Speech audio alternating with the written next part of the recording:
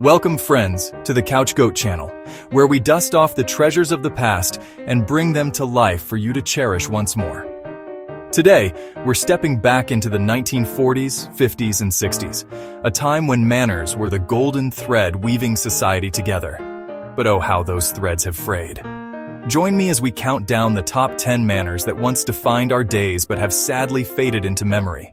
If you love a good stroll down memory lane, don't forget to like, comment, and subscribe to the Couch Goat channel to keep these stories alive. Manners weren't just rules back then, they were a way of life, a silent agreement that respect and dignity were the cornerstones of every interaction. Let's begin our countdown with number 10, removing your hat indoors. A man never wore his hat indoors. A gentleman never entered a home, a church, or a lady's presence without lifting his hat in respect. In the 40s and 50s, removing your hat was a sign of respect for the space and its occupants. It was as automatic as a handshake. Now, caps stay on and the gesture feels like a relic. This small gesture was a nod to civility, a way to say, "I see you and I honor you." It was especially common in the 1940s and 50s, when hats were as much a part of a man's wardrobe as his shoes. Why was it important?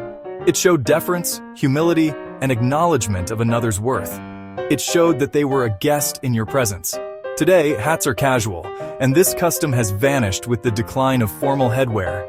But oh, how it warmed the heart to see that simple tip of the brim or the unrehearsed action as one entered a room. Number 9. Standing when a lady enters the room. In the 40s and 50s, men would rise to their feet as a sign of respect, whether at a dinner party or a family gathering. It was a way to say, "Your presence matters." This act placed women on a pedestal of dignity, reflecting a culture that valued chivalry. Today, this practice has faded, perhaps because we've traded formal gatherings for casual encounters. But seniors will remember how it made every entrance feel like an event. Unfortunately, this simple gesture of respect has been erased from society. If you're enjoying this journey back in time, please hit that like button, leave a comment with your own memories, and subscribe to the Couch Goat channel for more nostalgic treasures. Number 8. Holding the door open. Whether for a lady, an elder, or a stranger, holding the door was a universal sign of kindness in the 40s, 50s, and 60s. It wasn't just about convenience. It was about showing you cared enough to pause your own hurry. This gesture fostered a sense of community, a reminder that we're all in this together. Today, in our fast-paced world, doors often swing shut as we rush by. But back then, this small act was a cornerstone of courtesy. Men would never fail to open a car door for his female companion. Today, it has become a rarely seen sight. Number 7. Walking on the street side. A gentleman always walked on the side closest to the road when escorting a lady, shielding her from mud, splashes, or danger. This chivalrous act, born in the 40s and 50s, was a quiet promise of protection. It showed a man's willingness to put himself between harm and his companion. Today, this habit has largely disappeared, perhaps because sidewalks are safer or because we walk less formally. But seniors will recall how it made a simple walk feel like a gentleman's vow. Number 6. Offering your seat on buses, trains, or in waiting rooms. It was second nature for men, and even women, to give up their seat for someone older, pregnant, or in need. This wasn't just politeness, it was a recognition of vulnerability and a commitment to care for others. In the 40s and 50s, it was unthinkable to let an elder stand while you sat. Today, earbuds and screens, along with a sense of "me first," has virtually eliminated this once common practice. But back then, this gesture wove a tapestry of compassion. Number 5. Writing thank you notes. At number 5, we have the lost art of writing thank you notes. After a gift, a visit, or a kindness, a handwritten note was the standard in the 40s, 50s, and 60s. These notes weren't just formalities. They were heartfelt expressions of gratitude that deepened connections. They showed time and thought, values we cherished. Today, a quick text or email often replaces this tradition, but seniors will remember the joy of opening a letter that carried someone's heart. Are you enjoying these memories? Then please like, comment, and subscribe to the Couch Goat channel to keep these stories coming. Tell us, did you ever write or receive a thank you note that warmed your heart?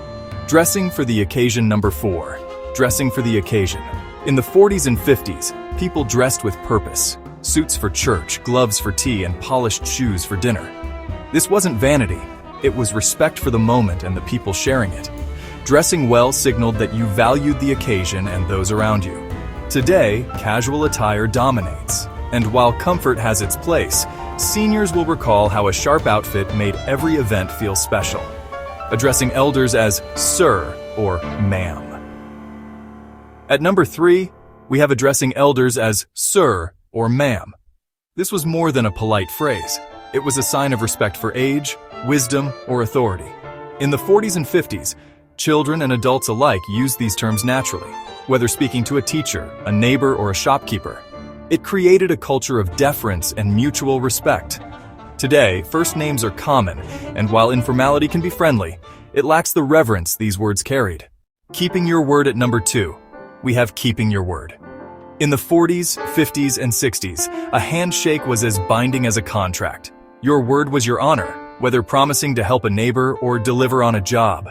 This built trust in communities where reliability was a currency of character. Today, written agreements and skepticism often replace that trust. But seniors will remember a time when a promise was a sacred bond. And now, the number 1 lost manner. Respecting mealtime etiquette. In the 40s, 50s, and 60s, dinner was a ritual. Families sat together, said grace, used proper utensils, and engaged in meaningful conversation. No distractions, no devices. Elbows off the table, napkins in laps, and please and thank you were non-negotiable. This wasn't just about rules, it was about creating a space for connection and gratitude. Today, meals are often rushed, eaten alone, or interrupted by screens. But seniors will recall how those shared dinners wove families and communities together. There are several other manners that no longer exist or are seldom practiced.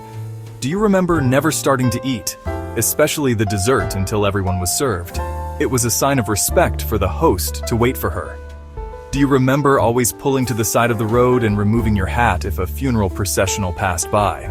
Another simple gesture to honor a grieving family. What others do you remember?